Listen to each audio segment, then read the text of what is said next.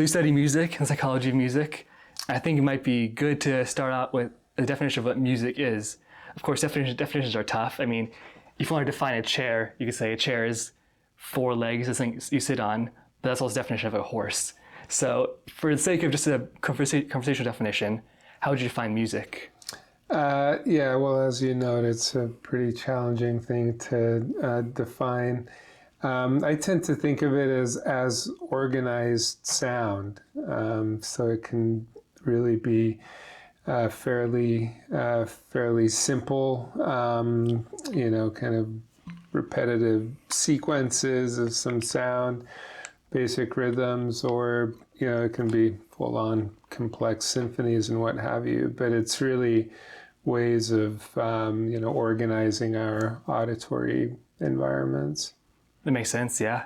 And that kind of is very similar to kind of what language is too, at different levels. So what would you say like the difference between language and music? Because some languages are very musical. I mean, Mandarin Chinese has 4 tones. I believe Cantonese has 6. Vietnamese might have like 8. I'm not sure how many, but very tonal languages. Even our language, we use intonations for questions, and we go up and down, and we have beats and rhythms. So, well, how do you distinguish language and music then? Yeah, well, I think it's I distinguish them in terms of their primary roles. So language very much involved to convey meaning, with varying degrees of precision, but it's really all about communicating meaning, between individuals.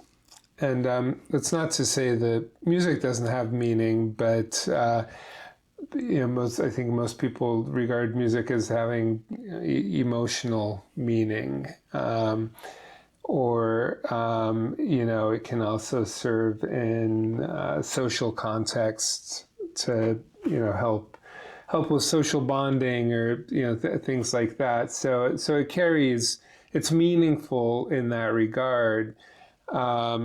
But it's not as transactional as language is in terms of, conveying meaning.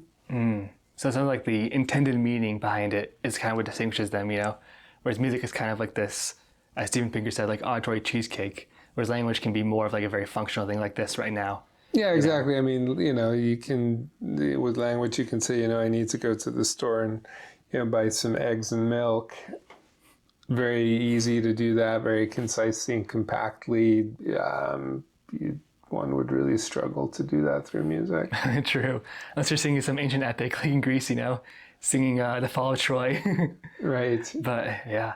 Well, but in that regard, I mean, it's true that, before, if one considers oral histories and the transmission of oral histories, that, one of the ways to do that is actually through song. So it's sort of using music as a vehicle on which to place, words and sentences, things like that, all the language.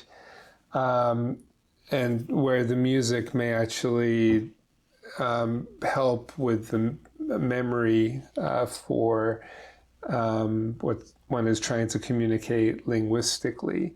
So there's, people tend to get melodies and music stuck in their minds, and I think that speaks to the sort of spontaneous rehearsal or replay mechanism for music, which, when associated with other things, can possibly help with retention of that information too, like epic novels. Yeah, it makes a lot of sense, because it's hard to imagine, these like thick novels, Beowulf, Gilgamesh, The Fall of Troy, all that stuff. People just recited them, over and over again. There's cool stuff I've read also about how they used to use kind of like visuals to remember that, like imagine they're going through a place. But yeah, it's a very interesting association of memory and music.